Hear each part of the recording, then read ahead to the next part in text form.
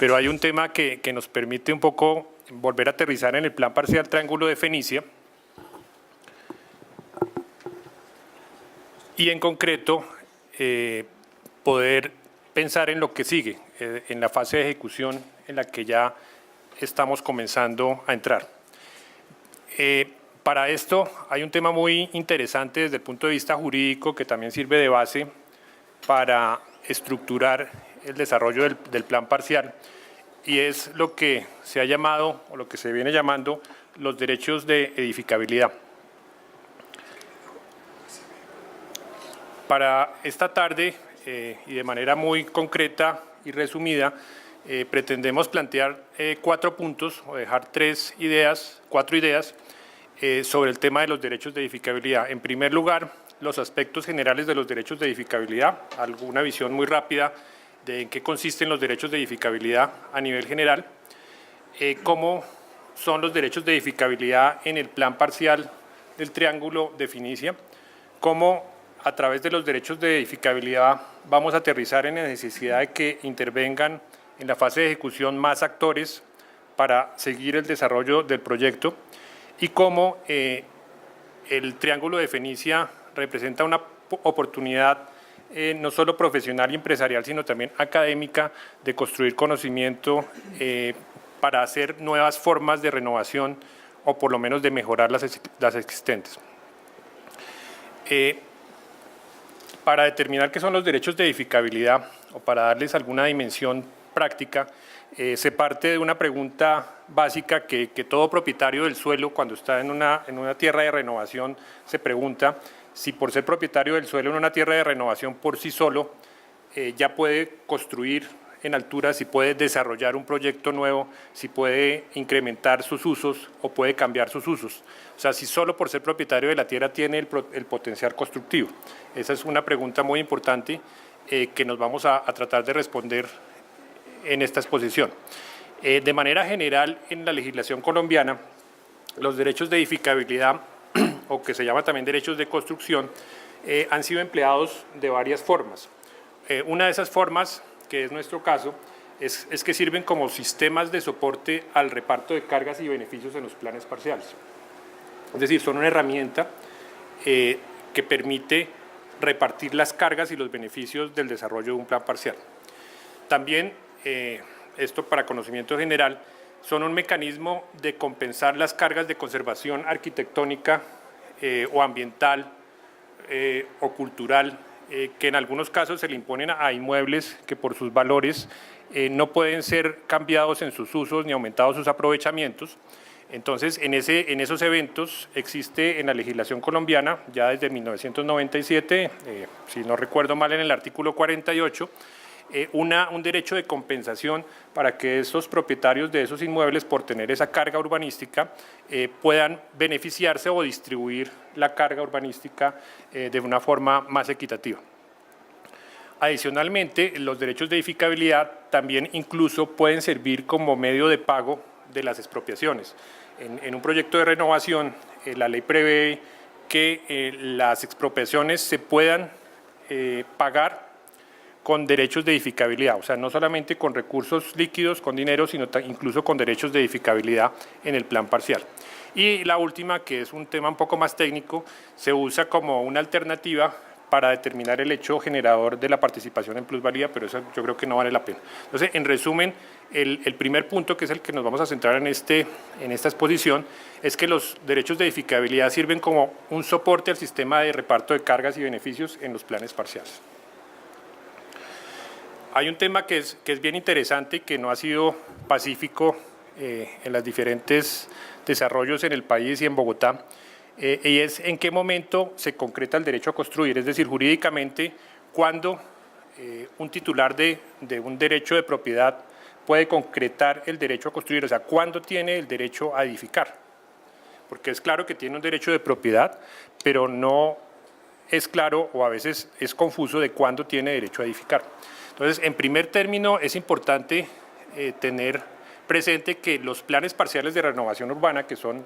actos generales de la administración, son decisiones del Estado, los planes parciales de renovación urbana no dan el derecho a construir. O sea, por solo tener un plan de renovación urbana, un decreto de renovación urbana, no se tiene el derecho a construir, no es suficiente, es una norma marco que aterriza para un sector específico del territorio unas normas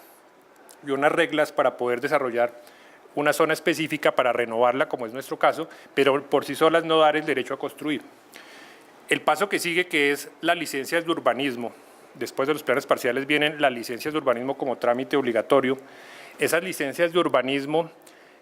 pues tampoco otorgan el derecho a construir. Las licencias de urbanismo generan espacio público y espacio privado. En nuestro caso de renovación van a generar espacio público, van a reestructurar el espacio público y van a generar nuevas áreas útiles, pero por sí solas las licencias de construcción no otorgan tampoco el derecho a construir, solamente permiten, y ese es el punto importante, si estamos dentro de su vigencia o hemos cumplido ya con todas las obligaciones de la licencia de urbanismo, permiten que se solicite una licencia de construcción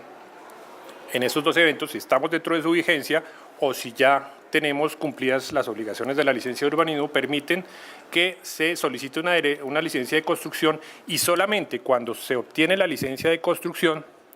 ya se concreta a nivel jurídico el derecho a construir. Es decir, solamente cuando llegamos allá. Pero incluso ha habido algunas tesis de posiciones más extremas porque la licencia de construcción en el ámbito local en Colombia es una licencia temporal, es decir, las licencias de construcción nunca están extendidas en el tiempo de manera indefinida, sino son una autorización temporal que da el Estado a los particulares propietarios de la tierra para desarrollar una edificación. Algunos han sostenido que incluso, no obstante tener la licencia de construcción, si no se ha construido, si ya no se ha desarrollado un edificio, todavía no se ha concretado el derecho a construir, pero como lo digo, esos son casos, digamos, más extremos y más aislados. Esto, pues, a nivel académico está soportado en las normas que regulan el tema de las licencias de urbanismo y de construcción y en el artículo y en algunas disposiciones del Plan de Ordenamiento Territorial de Bogotá, que son las normas específicas que nos aplican en nuestro caso. Entonces, en resumen, tenemos que la propiedad del suelo necesita, además de ese derecho, necesita en un plan parcial la decisión del Estado para que exista un plan parcial, para que exista la posibilidad de hacer un desarrollo con una visión diferente. Requiere una gestión de licencias, de urbanismo, de construcción, requiere la participación de inversores, o sea, por sí solos el proyecto necesita un apalancamiento, requiere la construcción de obras de urbanismo, la construcción de infraestructura, requiere promotores inmobiliarios, ya pensando más adelante, para que cada una de las parcelaciones o cada uno de los nuevos terrenos útiles se puedan construir, requiere de promotores inmobiliarios que inviertan, que desarrollen productos y también, pensando en la tesis extrema de que la licencia de construcción no otorga el derecho a construir, sino ya cuando se construye es que se tiene el derecho sobre la construcción,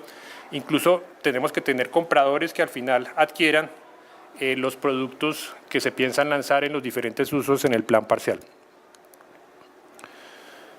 Entonces, bajo este antecedente general, los derechos de aprovechamiento o edificabilidad en el plan parcial Triángulo de Finicia tienen tres componentes importantes. El primero es que el plan parcial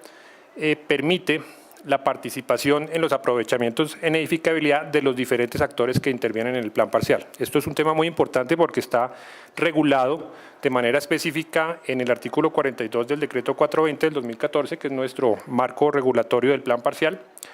y establece tres actores importantes quienes pueden participar en el aprovechamiento de la edificabilidad. En primer lugar, y como más importante, son los propietarios de los terrenos localizados al interior de cada una de las unidades de actuación, quienes tienen derecho a participar en la edificabilidad por una regla que estableció el plan parcial, consistente en que por cada metro cuadrado aportado de construcción, los propietarios de la tierra tienen derecho a un metro cuadrado nuevo. Esa es la forma como el plan parcial delineó la forma en que participarían del aprovechamiento en edificabilidad los propietarios de la tierra. Pero también el plan parcial abre el espacio para que los inversionistas o promotores que aporten recursos para construir las cargas generales, toda la infraestructura del plan parcial, todas las obras de urbanismo, todos los parques que esperamos que tenga la zona. Allá a la derecha hay una imagen, un render de lo que podría ser el desarrollo del parque de Piedemonte en el plan parcial Triángulo de Fenicia. Para estos inversionistas y promotores, ellos también pueden participar de esos derechos de edificabilidad en el caso de que inviertan recursos en el desarrollo del proyecto.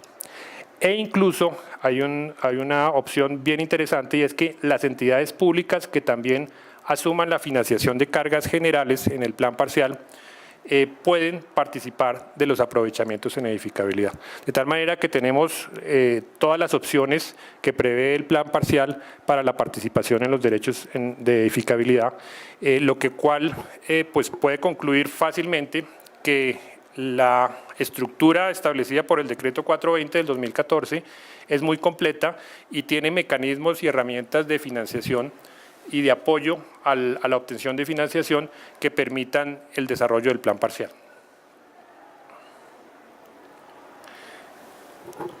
Como lo vimos, para poder tener el derecho a construir, pues necesitamos muchos actores. O sea, necesitamos una gran actividad a partir del suelo,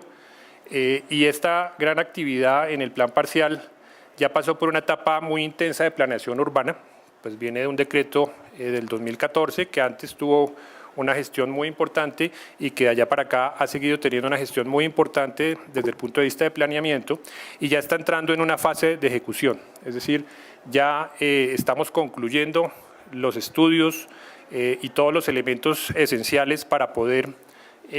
pasar a una fase de ejecución de la gestión del suelo. Dentro de esa fase de ejecución, pues vemos que es muy importante coordinar todos los elementos, o sea, toda la información que hemos compartido en este foro relacionados con todos los aspectos del proyecto, de tal manera que podamos pasar a una fase de ejecución en donde estructuremos cada uno de ellos. Tenemos algunos elementos importantes en la fase de ejecución, como por ejemplo, y lo que ya he expuesto es parte de ello, identificar y emplear las herramientas que trae el plan parcial y concretarlas en instrumentos negociables. Aquí es donde se abre espacio ya no solamente la parte urbana y de derecho urbanístico, sino se abre el espacio del derecho comercial de la mano del derecho urbano. Y dentro de esta estructura, pues también es muy importante que, como va a haber varios actores, hay que hacer una distribución de actividades y responsabilidades a quien mejor tenga la capacidad de soportarlas y quien desempeñe mejor cada una de las labores, de tal forma que vemos que es un principio general de la estructuración de los proyectos que es muy aplicable o que va a ser muy aplicable en el plan parcial. También es un elemento muy importante garantizar el aprovechamiento de la edificabilidad por parte de los aportantes de terreno. O sea, toda la estructura del plan parcial tiene que tener como eje central garantizar que el aprovechamiento en edificabilidad, que el metro cuadrado que se espera de reemplazo esté garantizado y llegue en un momento oportuno a manos de los aportantes de terreno. Ese es un eje fundamental del plan parcial y pues sin duda, y casi que es de bulto, hay una gran oportunidad de lograr una pieza muy importante de ciudad. Pero para ello, como lo dije, necesitamos ahora en la fase de ejecución dos actores muy importantes que establece el decreto del plan parcial. Uno son los inversores. El artículo 67 del decreto 420 claramente indica la posibilidad de que haya actores adicionales al promotor, actores adicionales al aportante de terreno, para que estos actores adicionales ayuden a sacar adelante el plan parcial. Y esto está definido por el artículo 67 del decreto 420 en cuanto a inversores. Pero también hay un actor muy importante cuyas funciones y responsabilidades están delimitadas también en el decreto 420 en el artículo 71, que es el urbanizador. En esta gestión de urbanización va a jugar un papel muy importante con unas funciones muy claras, específicas, relacionadas con la actividad de urbanización, de tal manera que vamos a tener dos actores trascendentales adicionales en este desarrollo, uno que son los inversores y otro que es el urbanizador. Finalmente, nos parece de manera conclusiva importante señalar que el Triángulo de Fenicia no es un triángulo de oportunidades, sino más bien es un polígono de oportunidades donde hay claramente, pues por lo menos veo yo, 4 oportunidades y ocasiones que son excepcionales. Una es reconstruir una pieza muy importante y significativa de la ciudad, por la riqueza de los elementos que la componen. Este es un punto estratégico en la ciudad, es el centro histórico de la ciudad, estamos al lado de una de las universidades más importantes de la ciudad, estamos en una zona de piedemonte, tenemos unos aspectos ambientales muy trascendentales también para el proyecto, tenemos un vecindario con unas raíces importantes en la zona, históricas, tenemos sitios turísticos alrededor del proyecto, somos una centralidad, de tal manera que tenemos una gran oportunidad de reconstruir una pieza importante de la ciudad. También es una gran oportunidad, y esto es muy importante porque esto caracteriza al Plan Parcial Triángulo de Fenicia, y es una gran oportunidad para que los habitantes y propietarios de los terrenos puedan valorizar su patrimonio, es decir, que no se vaya deteriorando su patrimonio con áreas a las que les falta intervención, sino que por el contrario tengan una tendencia a valorizar cada vez más su patrimonio. También vemos, de acuerdo con lo que se presentó la semana pasada en las cifras del proyecto, que esto puede ser un muy buen negocio inmobiliario. Y sin duda, y ya para concluir, pues desarrollar conocimiento resulta muy interesante a través de este plan parcial y resulta también una gran oportunidad académica de profundizar en todos estos temas para facilitar el desarrollo del plan parcial como tal y para facilitar el desarrollo de próximos planes parciales. Eso es todo, espero que no haya sido muy aburrido.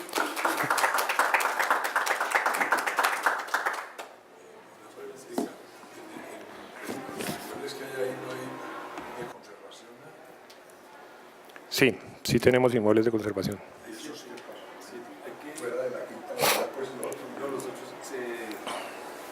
Son inmuebles que todos los propietarios los van a aportar al plan parcial. El plan parcial, dentro de las cargas generales, tiene que conseguir los recursos para la restauración. Usted se puede quedar con el inmueble, pero digamos, tiene que asumir, digamos, dentro del aporte que hace con su terreno y con la edificabilidad que se dé para que se haga el otro lado, el proyecto le devuelve su inmueble restaurado. Si usted quiere quedarse con ese inmueble, perfecto. O si no lo aporta y se... Muchas gracias.